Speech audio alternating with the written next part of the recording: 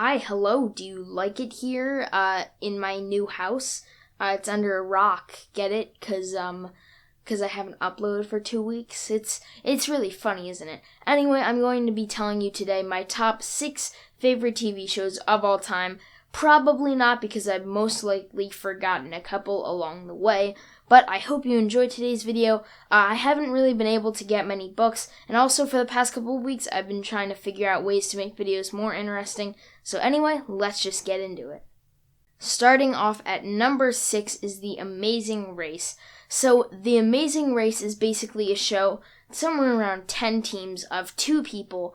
Hopefully they know each other. If they didn't, that would be kind of weird. But anyway, they are traveling around the world, and there are multiple different legs. And in different legs, you have to go to different countries and everything. It could even just be like in the same country, just different towns or whatever. Anyway, these teams have to complete challenges, and it's either one person that has to do a challenge, or 2 people, or you can decide which challenge to go to out of the 2. But anyway, your goal is to make it to the pit stop, the final destination of a leg, before everyone else, and if you're the last team to arrive, you get eliminated.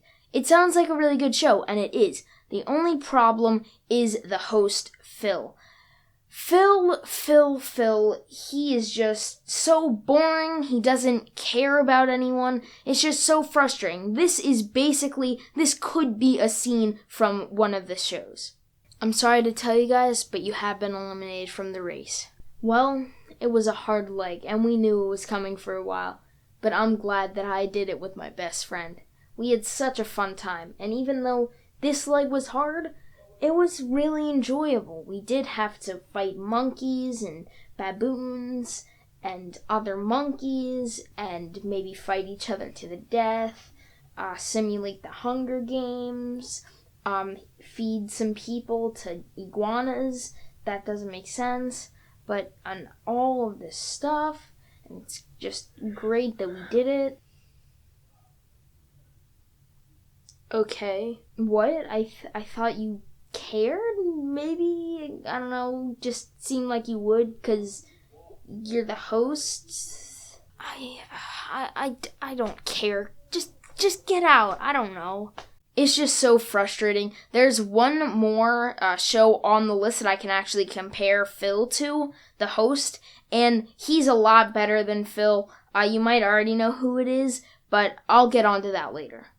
Coming in at number 5 is The Brady Bunch. Now, The Brady Bunch started airing in 1970-something. So I bet probably a lot of you won't actually know what it is, but basically it's about 6 step-siblings. That took me a while to pronounce. But anyway, it is about Greg, Marcia, Peter, Jan, Bobby, and Cindy. I probably got one of those wrong.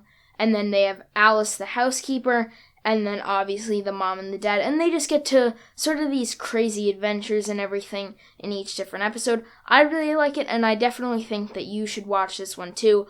I do think that you should introduce this to younger kids, maybe 6 or 7, because that's when I started to watch this. Because I feel like if I had started to watch now, I wouldn't really like it as much as I did. I still like the humor and everything. It is still really funny, but I just think that you should show it to younger kids first. Coming in at number 4 is Gravity Falls. Most of you will probably have heard of this series, but it is about Dipper and Mabel Pines. They're twins, and for the summer, their parents send them off to Gravity Falls, Oregon, to live with their uncle. And he is kind of shady. He's basically a con man. He rips people off. He makes these fake tourist traps for everyone to visit this town.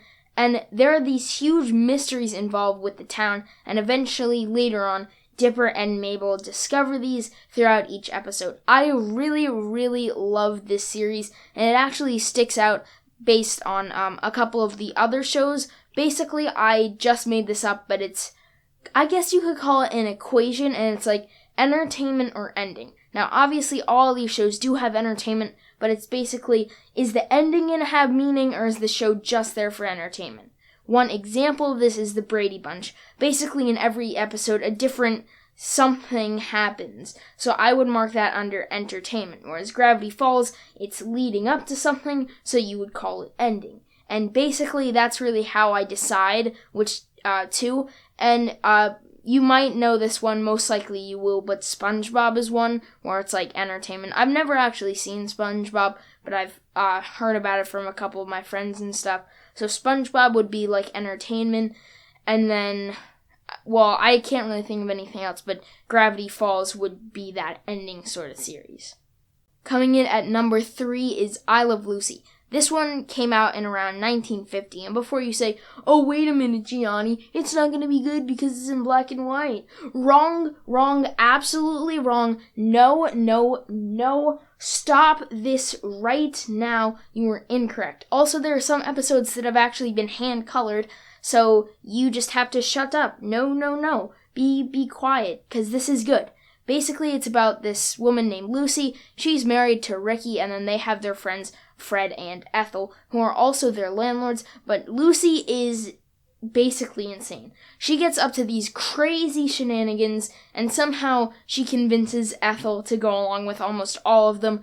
This one is so funny, and now this one I would put more into the entertainment category. It's still such a funny show. I just love it so much. I actually have every season now, and the best way to watch these, I recommend, is on long road trips. That's actually when I watch them the most. Coming in at number 2 is Phineas and Ferb. And if you have never heard of this show, what have you been doing for the past 10 years? Have you been living with with me under this rock? Because I haven't seen you anywhere. But this show, how do you not know? If you're a kid or if you have kids, they should have watched this show. That was a definite mistake. This is on Disney+.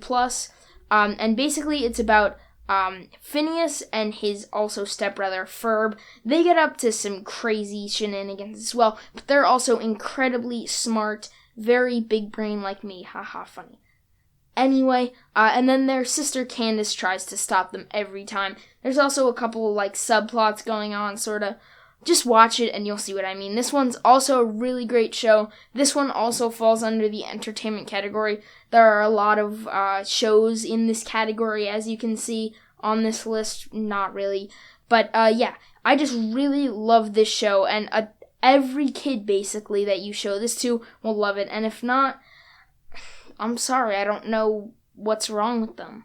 I'm kidding, by the way. I'm joking. That was a joke. Sorta.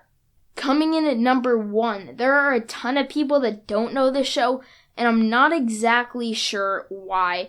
This show is Survivor. So it's about somewhere around 30 castaways. I'm probably totally wrong about that. They're on an island. They have to make shelter and socialize. They're split up into 2 different tribes, and basically they just have to live there. The only food that they're getting is rice, and they have to compete in these challenges. You're either in a reward challenge or an immunity challenge. It depends on the reward challenges. Usually at the start and nearing the end of the game, there aren't as many reward challenges, but reward challenges are for maybe comfort items, for food. Eventually there are also loved ones, and then immunity. If you win immunity, you don't have to get rid of one of your members of the tribe. If you do, you have to vote one of them out at tribal council.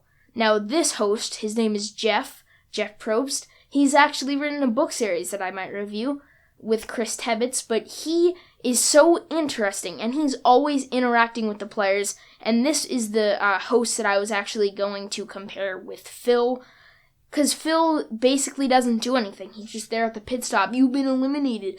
Get out of here. I don't care about you. Get out of my swamp. And it's just so frustrating, but however, Jeff, he's always there. He's narrating both the reward and immunity challenges, and he's at tribal council. He reads the votes. He's everywhere. Everyone loves him, and he's just really awesome. And without Jeff Probst, Survivor wouldn't be the same. And this show is just so interesting with all of the schemes that are going on inside people's heads, because it's not only a physical game, it's also a mental game. It is crazy, and that is why it's so good. Now, I didn't realize this, but funnily enough, all of these shows are on streaming services, either Disney Plus or Hulu. So, I Love Lucy, The Amazing Race, Survivor, and The Brady Bunch, they're all on Hulu, and then Phineas and Ferb and Gravity Falls, they're on Disney Plus. So, if you don't have those, you could probably still get them somewhere. Like, I Love Lucy and The Brady Bunch are always on MTV or something. Phineas and Ferb, Gravity Falls, they're always showing remakes. Survivor and The Amazing Race, I don't really see them on unless there are new seasons, which there obviously aren't any right now.